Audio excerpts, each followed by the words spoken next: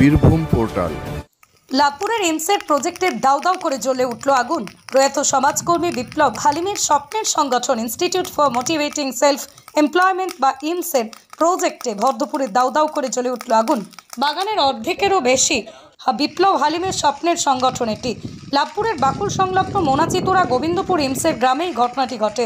মঙ্গলবার দুপুরে হঠাৎই আগুন জ্বলতে দেখা যায় ওই কাজু বাগানে এবং তারপরে খবর যায় পুলিশ ও দমকলে। খবর পেয়ে তড়িঘড়ি ঘটনাস্থলে পৌঁছয় লাভপুর থানার পুলিশ দমকল বাহিনী। বেশ কিছুক্ষণের চেষ্টায় নিয়ন্ত্রণে আসে আগুন, কিন্তু ততক্ষণে অর্ধেকেরও বেশি ক্ষতিগ্রস্ত হয়ে গেছে কাজু বাগানটি। 5 একরের বাগানের অর্ধেকেরও বেশি অংশ ক্ষতিগ্রস্ত হয়েছে বলেই জানা গেছে। প্রাথমিকভাবে অনুমান করা হচ্ছে কেউ বা কারা উদ্দেশ্য প্রণোদিতভাবে অথবা ইচ্ছাকৃতভাবে লাগিয়ে দিয়েছে আগুন।